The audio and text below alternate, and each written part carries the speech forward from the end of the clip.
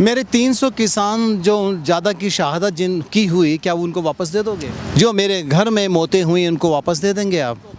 कब्रिस्तान में मुझे शमशान में अपने किसान भाइयों का अंतिम संस्कार करना पड़ा, उस दर्द को जो मैंने सहा, क्या आप उसे मुझे वापस दे देंगे?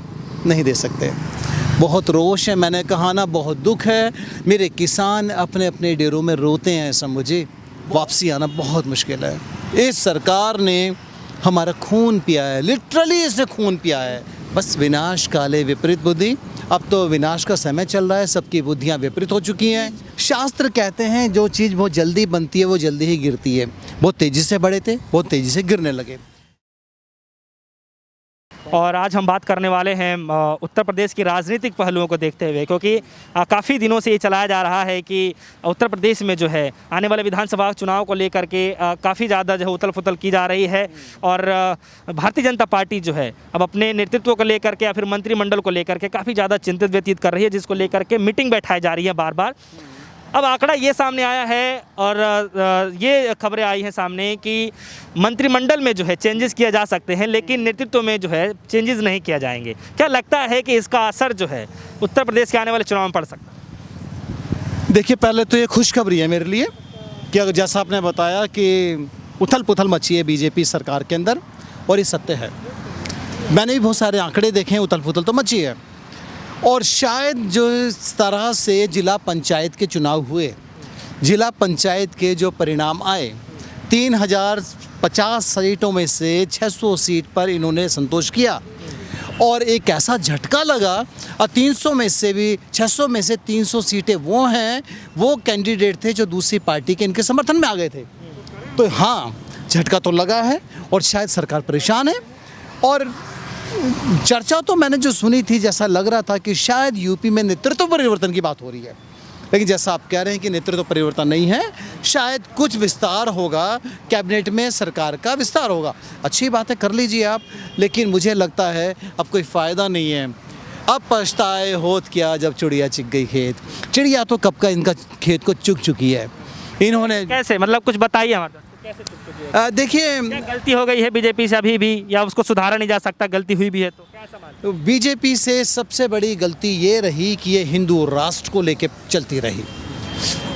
इनके नेताओं से ये गलती रही। बहुत सारे इनके महाराज हैं जो मेंबर ऑफ पार्लियामेंट भी हैं, जब वो आकर कभी मीडिया के सामने बात करते हैं तो हिंदू, मुस्लिम और दूसरे धर्म की बात करते हैं।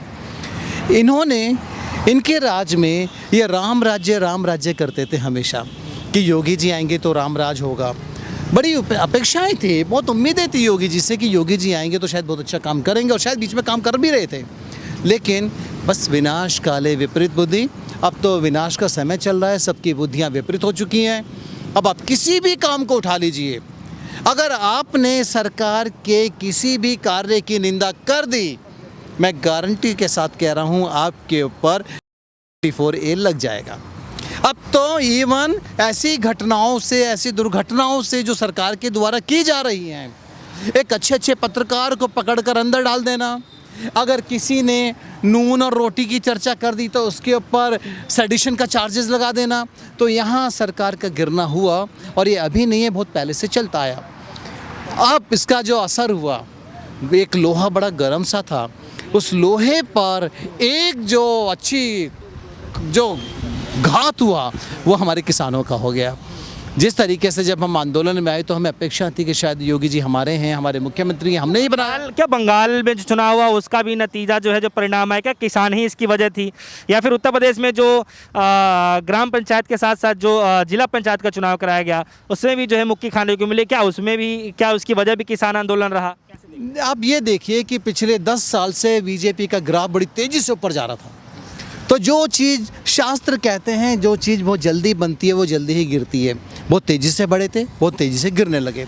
क्यों गिरने लगे? अहंकार इसके पीछे कारण रहा।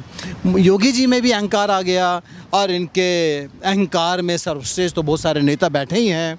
और मुझे लगता है कि शायद, मैंने जैसा कहा कि हमारे लिए तो अच्छी बात है कि इनकी आपसी कलह भी चल रही है, और जिस तरीके से इस समय बीजेपी के घटक दलों में या बीजेपी के नेताओं में एक अलग से दौड़ लगी हुई है, एक दूसरे को पीछे करने की, खींचने की, तो शायद वो विनाश अब बहुत जल्दी होने वाला है। और इसका एक छोटा सा ट्रेलर हमने जिला पंचायत में देख लिया। अब इस समय चिंता का विषय है। मैं तो फिर भी पहले से कहता आ रहा हूँ, राकेश जी ने भी बहुत पहले से कहा था कि भाई एक किसान तुम्हारे दर पर बैठा है, सुन लीजिए। योगी जी आप हमारे ही मुख्यमंत्री हैं, हमारी बात सुन लेते। और ये सच है, मैं आपको बता दूं कि इसमें किसानों का बहुत बड़ा योगदान है। इस समय किसान किसी भी रूप में, किसी भी तरह इस निर्दयी सरकार को माफ़ करने के मूड में नहीं है।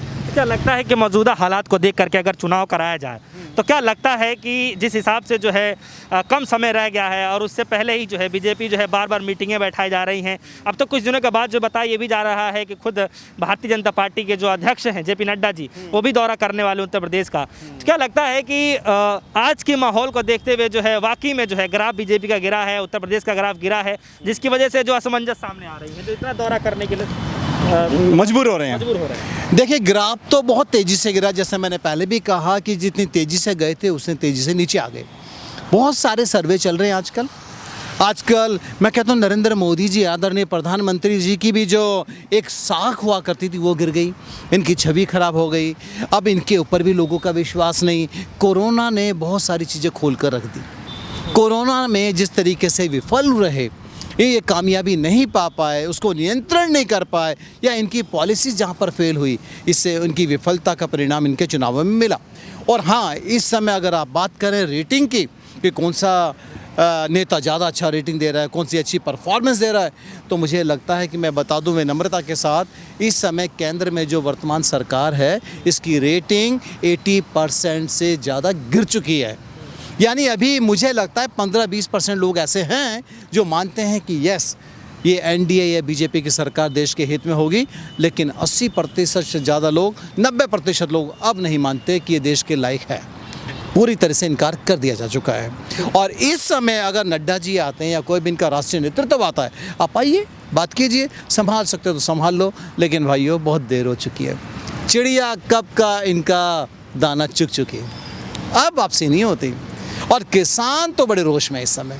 किसान तो अब देखो वोट की चोट देगा इनको, जैसा भी दी थी, और इनको तैयार रहना चाहिए उसके लिए।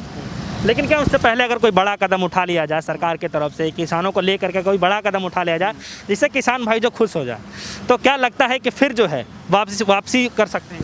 मेरे 300 किसान जो ज़्यादा की शहादत जिन की हुई, क्या वो उनको वापस दे दोगे? जो मेरे घर में मौतें हुई उनको वापस दे देंगे आप? जो मेरा पूरा माहौल मेरा गमगीन रहा, मेरे को कब्रिस्तान में, मुझे शमशान में अपने किसान भाइयों का अंतिम संस्कार करना पड़ा, उस दर्द को जो मैंने सहा, क्या आप उसे मुझे वापस दे देंगे? नहीं दे सकते। बहुत रोष है, मैंने कहा ना, बहुत दुख है। मेरे किसान अपने अपने डेरों में रोते हैं शंभू जी, बहुत रोते सोनू भाई, और ये वापसी आना बहुत मुश्किल है।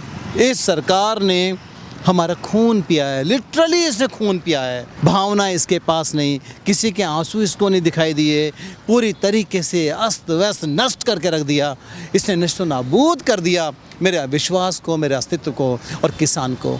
6 महीने से मर रहे हैं यहाँ पर, गर्मी सर्दी, इस समय देखो ह्यूमिडिटी हो रही है, इतना गर्मी का माहौल है।